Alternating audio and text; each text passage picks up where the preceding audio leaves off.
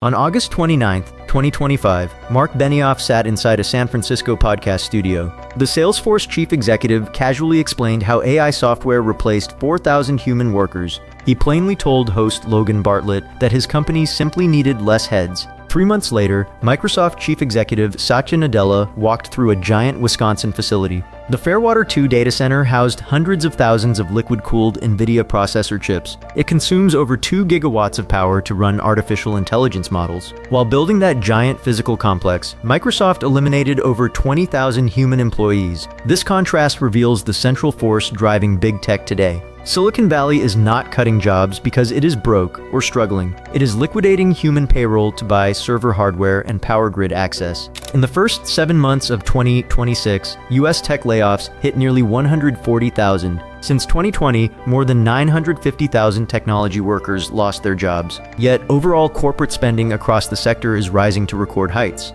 The 4 biggest tech giants are guiding over $500 billion in capital expenditures. When adding Oracle, total infrastructure budgets expand to $725 billion.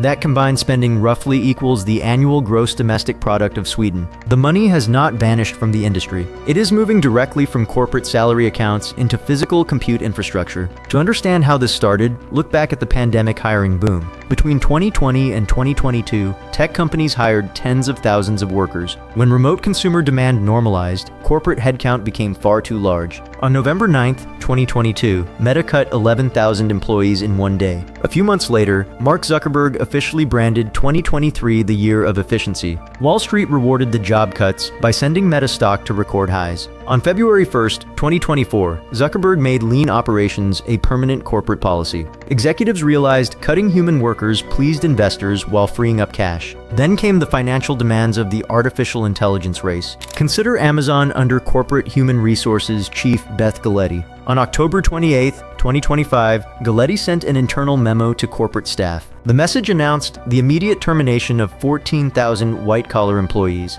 Galetti framed generative AI as the most transformative technology since the internet. She argued that Amazon needed to be organized much more leanly. In January 2026, Amazon followed up with another 16,000 job eliminations. That brought Amazon corporate cuts to 30,000 workers in 4 months. At the exact same time, Amazon filed its 2025 financial statements with regulators. The filings revealed Amazon spent $131.8 billion on capital expenditures. Amazon allocated 94% of its operating cash flow directly into infrastructure. Because of that hardware build-out, Amazon free cash flow collapsed. Free cash flow plummeted from nearly $33 billion down to under $8 billion. The corporate payroll was reduced to protect cash for cloud data centers. A similar financial story played out at Meta Platforms. Meta spends 40% of its total annual revenue on artificial intelligence infrastructure. Out of $201 billion in total revenue, Meta spent nearly $80 billion on AI. Its planned capital spending reached $65 billion for 2025 alone. To fund this hardware stockpile, Meta took on unprecedented levels of debt.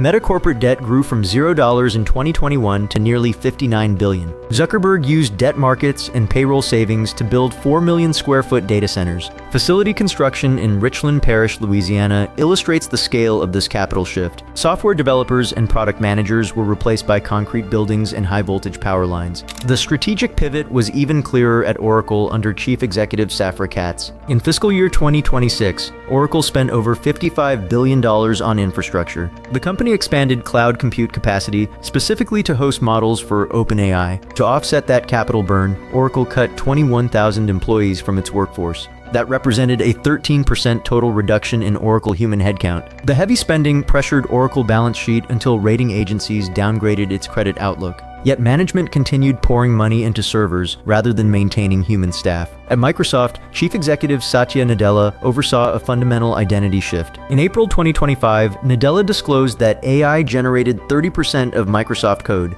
By July 2025, Microsoft had eliminated over 15,000 roles during the year. On July 24, 2025, Nadella sent a defense of the cuts to employees. He wrote that Microsoft had to shift from a software factory to an intelligence engine. He noted that success in the tech industry offers no permanent franchise value. Microsoft cut another 4,800 jobs in early 2026. Meanwhile, Microsoft planned $190 billion in total capital spending for 2026. Its early $13.75 billion investment in OpenAI gained huge paper value. That holding reached roughly $135 billion at OpenAI new valuation. Yet white-collar employees in sales, Xbox, and software development were steadily let go. The public justification from tech leaders was always the same. Executives claimed artificial intelligence tools allowed remaining teams to work much faster. They argued that automated agents made customer support and basic coding obsolete. Salesforce chief executive Mark Benioff leaned into this narrative heavily.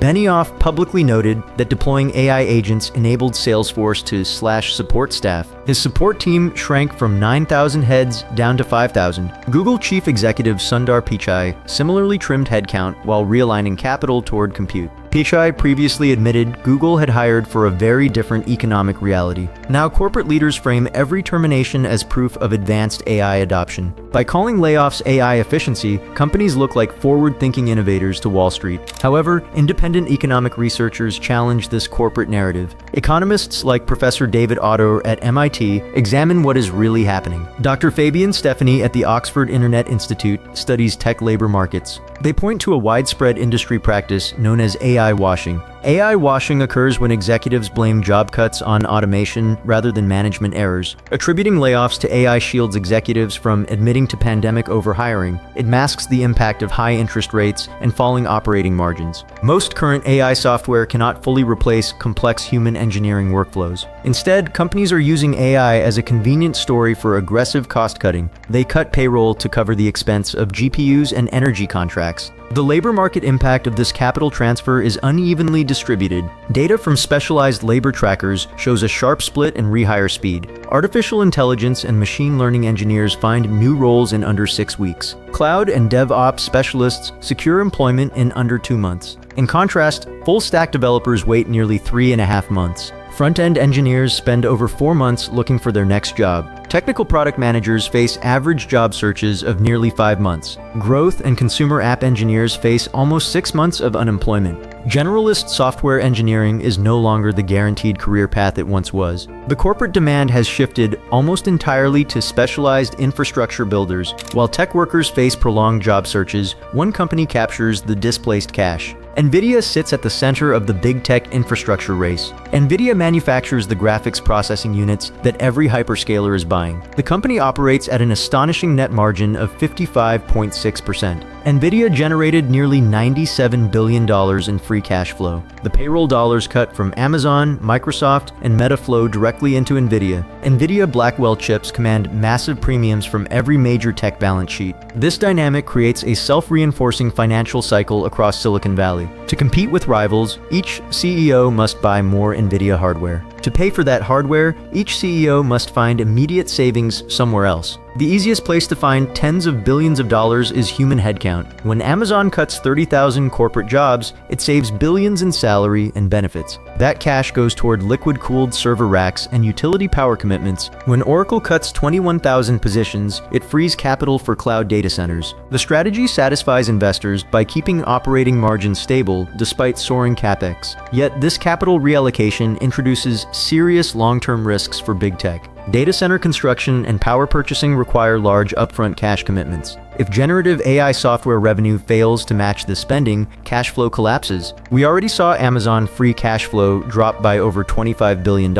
Meta corporate debt expanded by nearly $59 billion to fund its build-out. If AI products do not generate hundreds of billions in new revenue, margins break. The financial pressure will force even deeper cuts across remaining non-AI teams. This explains why tech industry job eliminations breached 100,000 early in 2026. Data from LAYOFFS FYI confirms that layoff rates accelerated significantly in 2026. In the first 5 months alone, eliminations surpassed quarterly averages from 2025. By July 2026, total U.S. technology layoffs reached nearly 140,000. The total number of tech workers displaced since 2020 surpassed 950,000. This is not a temporary cyclical downturn for the tech industry. It is a permanent structural reorganization of corporate priorities. For 2 decades, big tech companies functioned as large human employment engines. They competed fiercely for top software talent with high salaries and lavish perks. Now those same companies operate as capital-intensive compute utilities. Their primary expense is no longer developer salaries, but power contracts and silicon. In his July 2025 memo, Satya Nadella described Microsoft as an intelligence engine. That metaphor applies to every major hyperscaler operating today. They are restructuring their businesses to manufacture synthetic compute capacity at scale. The human software developers who built the web are being treated as legacy overhead. Small business surveys from March 2026 show broader adoption of automated tools. Firms outside Silicon Valley are following the hyperscaler blueprint. They are freezing non-technical hiring while shifting budgets into automated software. This broad adoption reduces job opportunities for laid-off tech workers. A generalist software engineer can no longer easily pivot to a mid-sized firm. The mid-sized firms are cutting software budgets and buying AI subscriptions instead. This creates a persistent structural drag across white-collar tech employment. Meanwhile, executive compensation remains tightly tied to stock price performance. When Mark Zuckerberg announced the year of efficiency, Meta stock responded with record gains. Wall Street rewarded executives who proved they could cut human costs while expanding compute. That market signal guarantees that chief executives will continue cutting headcount. They know that announced workforce reductions immediately boost corporate share prices.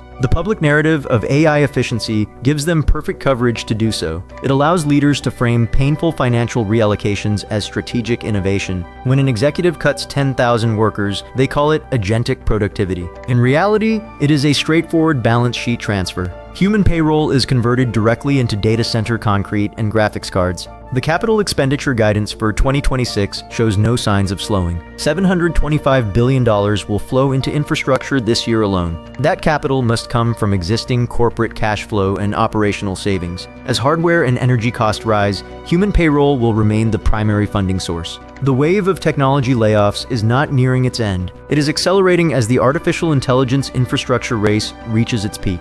Big tech has made its fundamental strategic choice clear. They are choosing silicon over software engineers. And until the compute build-out finishes, human workers will pay the price.